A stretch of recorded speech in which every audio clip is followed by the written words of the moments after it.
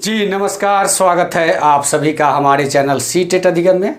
दोस्तों, आज के इस वीडियो में हम लोग बात करेंगे 7वीं चरण शिक्षक बहाली को लेकर।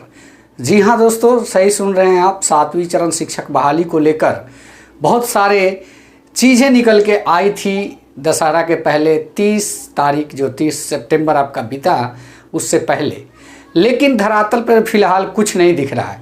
ऐसे में क्या विभाग के द्वारा जो कुछ भी किया जा रहा है वो सही है? हम और आपके द्वारा सचिवालय यात्रा किया जाता है, लेटर दिया जाता है, आवेदन दिया जाता है, धरना किया जाता है, कैंपेन किया जाता है, सोशल मीडिया के सभी प्लेटफॉर्म के माध्यम से यह सूचना देने का भी काम किया जाता है कि 7वीं चरण बहाली जो है महोदय आप तुरंत शीघ्र जारी कर दीजिए, हम लोग 3 साल से परेशान हैं। तो वैसे में इन सारी चीज़ें, सारी एक्टिविटी के बाद जो चीज़ें निकल के आती है, ठीक है आप लोग का हो जाएगा, तुरंत हो जाएगा। इसी संबंध में हम आज इस वीडियो में आप लोगों के साथ चर्चा करेंगे कि ये तुरंत कैसे बीतेगा और आवेदन का मौका कैसे मिलेगा, और ये आपका नियमावली जो पिछले 30 तारीख को ही आपको दिख जाना चाहिए था पोर्टल बन के, वो दिन कैसे आएगा। जी हाँ दोस्तों, आज की इस वीडियो में यही बात करेंगे। वीडियो को पूरा देखिएगा, अंत तक देखिएगा, सारी चीज़ें समझ में आ जाएगी। सबसे पहले यहाँ एक लेटर आपको दिख रहा होगा। इस लेटर के माध्यम से मैंने ये बताने का प्रयास किया कि ये लेटर जो आज जो आप देख रहे हैं, ये लेटर आज का नहीं है।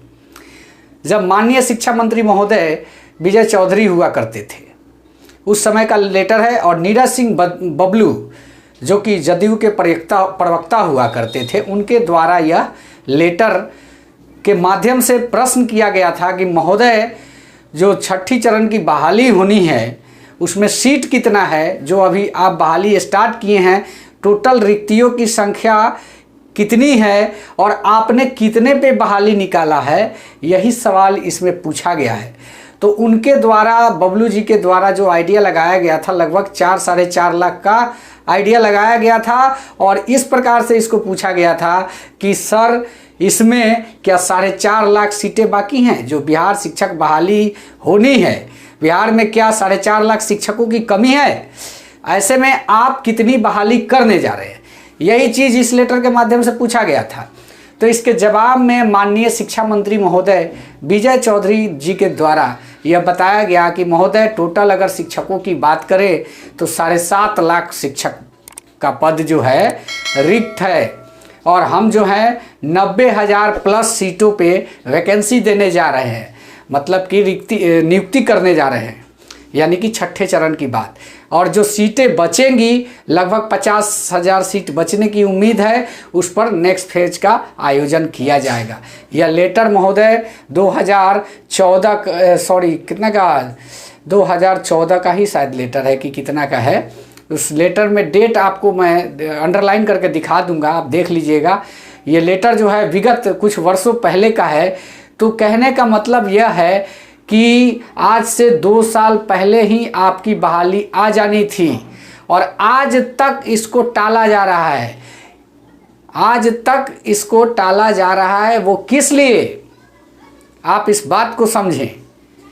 6ठे चरण के तुरंत बाद, जैसा कि रंजीत सर भी कहा करते थे कि 6ठे चरण के तुरंत बाद 7वां का आयोजन हो जाएगा, और वो पूरा प्रयास, वो ईमानदारी पूर्वक प्रयास हो रहा था कि 7वां चरण भी तुरंत कर दिया जाए। लेकिन इस बहाली को फंसाया कौन?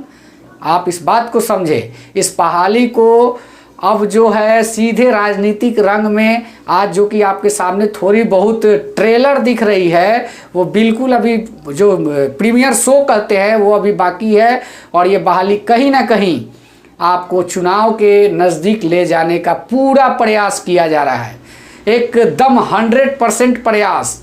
मैं इस लेटर के माध्यम से यही बताने का प्रयास किया हूँ कि ये जब का लेटर है तब शिक्षा मंत्री विजय चौधरी जी हुआ करते थे, और बबलू सिंह जी के द्वारा पूछा गया था कि ये रिक्तियाँ कब फिल होगी, तो उसके एवज में इन्होंने ये जवाब दिया था कि 90,000 कर रहे हैं, बाकी सीटों पर हम तुरंत बहाली लेंगे।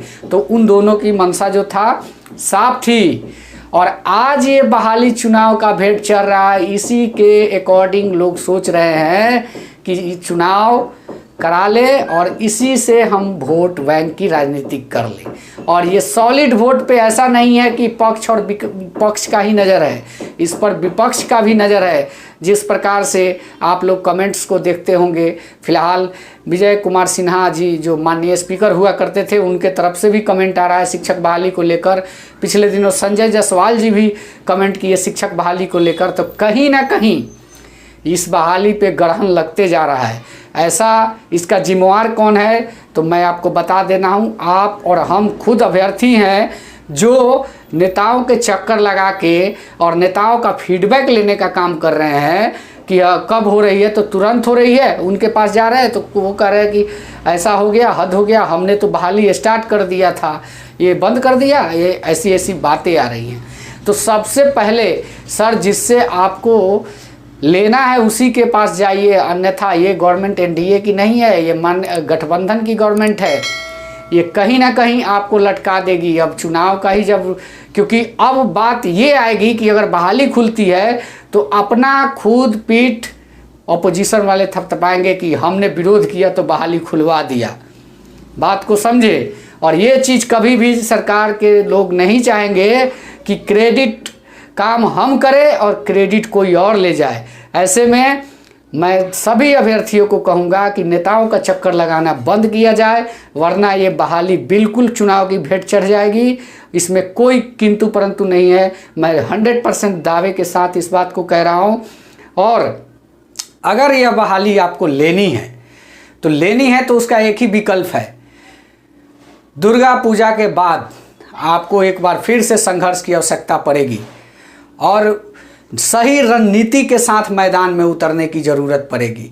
मैं समझता हूं कि 1 महीने में 3-4 आंदोलन की ज़रूरत नहीं है, आवश्यकता नहीं है, लेकिन इस लिहाज से भी अगर देखा जाए तो अब जो है सितंबर नहीं अक्टूबर का महीना होने जा रहा है। तो कहीं ना कहीं एक पूरी प्लानिंग के साथ थोड़ा देर आए, दुरुस्त आए और धरातल पे इस प्रकार से संघर्ष के लिए उतरे कि इस बार आपका विज्ञप्ति आ जाए। क्योंकि देखिए बहाली अगर अभी भी स्टार्ट होगी तो चुनाव तक सटेगा जाके, ये जान लीजिए। जितना लेट हो रहा है उतना समझिए कि चुनाव का भेंट चढ़ जाएगा। भेंट चढ़ने का मतलब आप समझ रहे होंगे, आवेदन होगा, प्रक्रिया आगे की चुनाव के बाद, सरकार बनने के बाद। तो समझ सकते हैं मेरे दोस्तों 24 भी पार कर जाएगा। ये एकदम सीधा जवाब आज सुन लीजिए हमसे। मैं पिछले 2-3 दिनों से वीडियो नहीं बना रहा था, इसका रीज़न यही है कि ये बहाली जो लटकने जा रही है, इसको देख के मेरे आंखों के सामने पूरा इसका जो है ना फ्यूचर दिख रहा है कि ये बहाली अब लटकते जा रही है। कहीं ना कहीं इसके जिम्मेवार हम लोग खुद ही हैं। कुछ ओवर परफॉर्मेंस की वजह से हमारी बहाली लटक गई है, इस बात को भी आप लोग माने। अगर नहीं मानते हैं तो आप अपने मन के हिसाब से मंथन करके देखिए कि हमने कहाँ गलती किया, ये बहाली लटका क्यों। ये बहाली सही में अब लटक रहा है।